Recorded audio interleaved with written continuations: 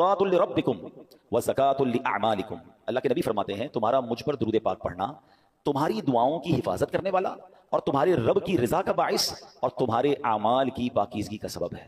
ایک درود ہے، اب بلیسنگز اور بینیفٹس کتنے ہیں کہ فرمایا دعاؤں کی حفاظت کرنے والا ہے درود پاک، اللہ کو راضی کرنے والا ہے اور اعمال کی پاکیزگی کا سبب ہے۔ تو پھر کیوں نہ ہم کثرت سے درود پاک پڑھتے رہا کریں۔ برسے گی رحمت شہ ابرار بالیقین، برسے گی رحمت شہ ابرار بالیقین، مٹ جائے گا گناہوں کا کاجل درود پڑھ، عشق نبی میں جھوم کے پڑھتے رہو مدام، گرچہ کوئی کہے تجھے پاگل درود پڑھ، دنیا کی الجھنوں سے ملے گی تجھے نجات، گر چاہیے نجات مسلسل درود پڑھ۔ تو آئیے مل کر محبت کے ساتھ درود پاک پڑھ لیں۔ صلو علی الحبیب صلی اللہ تعالی علی محمد صلی اللہ علیہ وآلہ وسلم۔ الحمدللہ ہم قرآن پاک کی کچھ آیتوں کو سنتے ہیں اور ان آیتوں سے ملنے والا میسج سمجھنے کی کوشش کرتے ہیں۔ آج قرآن پاک کا پارہ ہے 11 سورہ یونس، آیت نمبر 87 کی تلاوت سنیں گے اور اس کے تحت کچھ میسج آف قرآن انڈرسٹینڈ کرنے کی کوشش کریں گے۔ اللہ قرآن میں ارشاد فرماتا ہے وَأَوْحَيْنَا إِلَى مُوسَىٰ وَأَخِيهِ أَن تَبَوَّآ لِقَوْمِكُمَا بِمِصْرَ بُيُوتًا وَاجْعَلُوا بُيُوتَكُمْ قِبْلَةً وَأَقِيمُوا الصَّلَاةَ وَبَشِّرِ الْمُؤْمِنِينَ۔ یہ ایک ایسی کمال کی آیت ہے کہ اس آیت میں ہم سب کو اپنے گھر کا انوائرمنٹ کیسا رکھنا ہے وہ گائیڈ کیا گیا ہے۔ آج گھر کی ڈیزائننگ کیسی ہو، گھر کی کلر اسکیم کیسی ہو، گھر کا فرنیچر کیسا ہو، ایمبیانس کیسا ہو، ایلیویشن کیسا ہو، اس پر بہت ڈسکس ہوتی ہے۔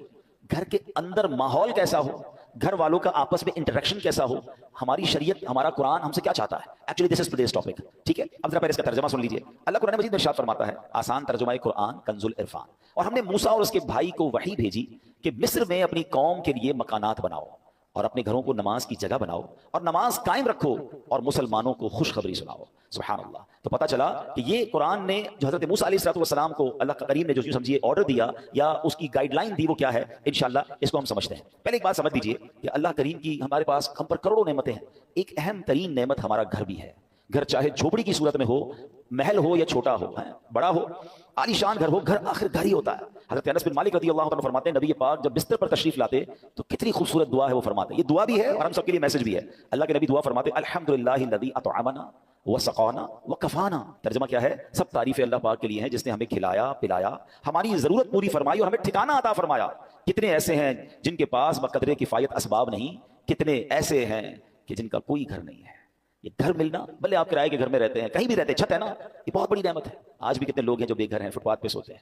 کیا ہم نے اس بات پر کبھی اللہ کا شکر ادا کیا کہ اللہ تو نے ہمیں گھر دیا ہے، ہمیں بے گھر نہیں بنایا؟ گھر بہت بڑی نعمت ہے۔ کچھ لوگ جو ٹریول کرتے ہیں میری بات جلدی سمجھ جائیں گے، ہم دنیا بھر میں ٹریول کر لیں، آپ پنجاب جائیں، پاکستان کے کسی شہر جائیں یا دنیا میں کہیں ٹریول کریں، جن کو اللہ نے نوازا ہے وہ 5 اسٹار ہوٹل میں رہیں، بہترین گھروں میں رہیں، مگر جو لطف اور سکون اپنے گھر آ کر ایک انسان کی فیلنگ بنتی ہے کہ میں اپنے گھر میں ہوں، بے شک وہ گھر چھوٹا سا ہو، چھوٹا سا بستر کیوں نہ ہو، وہ کہتے ہیں نا جیسی نیند اپنے بستر پر آتی ہے وہ دنیا میں آپ کو کسی بھی لگژری گھر پہ بھی یا کسی بھی نرم بستر پر نہیں آتی۔ ایسا ہی ہے، یہ نعمت ہے۔ اپنے گھر میں آ کر بندہ ایک سیکیورٹی فیل کرتا ہے۔ اب اس بات کو سمجھیے کہ اللہ کریم نے ہم پر احسان کتنے کیے ہیں۔ اس دنیا میں کتنے جانور، موذی کیڑے، سانپ، بچھو، شیر جو انسانوں کو تکلیف پہنچانے والے ہیں، اگر وہ ہمارے گھروں کی طرف ہمارے محلوں میں آ جائیں تو کتنا بڑا مشکل ہو جائے گی، گھر سے نکلنا مشکل ہو جائے گا نا۔ مگر کوئی تو ہے نا جس نے ان سب کو ہماری آبادیوں سے روک رکھا ہے۔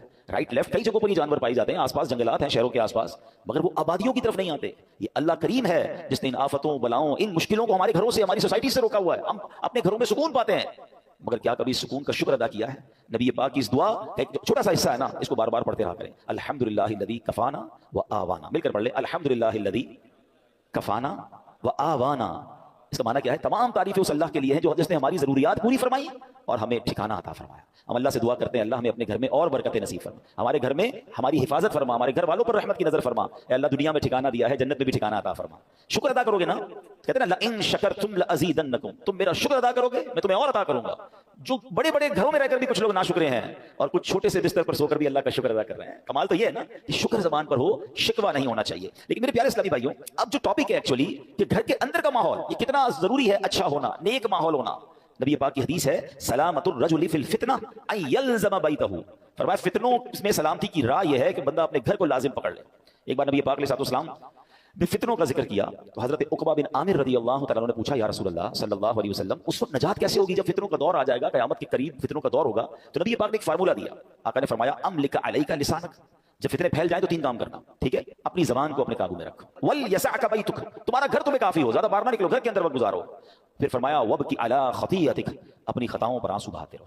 فتنوں کا دور ہو تو اپنی زبان قابو میں رکھنی ہے، اپنے گناہوں پر رو رو کر معافی مانگتے رہیں اور اپنے گھر میں رہیں۔ اچھا یہ تو حدیث پاک ہے۔ اب علماء فرماتے ہیں کہ یہ شاید ہمارے معاشرے کے لحاظ سے یہ حدیث اس طرح امپلیمنٹ نہیں ہو پاتی، کیونکہ آج کئی لوگوں کے گھروں کا ماحول ایسا ہے کہ بندہ باہر رہے تو شاید فتنوں سے بچا رہے، گھر کے اندر لڑائی ہے، جھگڑے ہیں، امن و سکون نہیں ہے، گھر میں پہنچتے ہی دروازہ بند کر کے انسان وہ گناہ کر رہا ہے کہ جو باہر نہیں کرتا، باہر پورا دن بعض اوقات کام کاج میں بزی ہے تو ان گناہوں کا موقع نہیں مل رہا، مگر گھر کے اندر جا کر جب اپنے روم میں ہے تو اب جناب اس کو وہ کچھ کرنے کا موقع مل رہا ہے جو اللہ کو ناراض کرنے والا کام ہے۔ نبی پاک تو فرما رہے فتنوں کے دور میں گھر کو لازم پکڑ لو، مگر کیا گھر ایسا بنایا ہم نے کہ جو فتنوں سے محفوظ ہو؟ کئی گھر ایسے ہیں جہاں غیبتوں کا بازار ہے، کئی ایسے ہیں جہاں ماں باپ کے ساتھ بچوں کی بدتمیزیاں ہیں، کئی ایسے ہیں جہاں بھائی بہن ایک دوسرے کے خلاف بیٹھے ہیں، گھر کے اندر جاتے ہی جناب فیملی کے اندر ایک ایسا ماحول بنا ہوا ہے کہ وہاں ایک دوسرے کی غیبتیں ہو رہی ہیں۔ نہیں، گھر تو فتنوں سے بچنے کی جگہ تھی، گھر تو سکون کی جگہ تھی، گھر تو ایسا ہونا چاہیے کہ گھر میں جائے تو بندہ سوچے میں رحمت والی جگہ پر آ گیا ہوں، مگر کیا ہم نے اپنے گھر کے انوائرمنٹ کو ایسا بنایا؟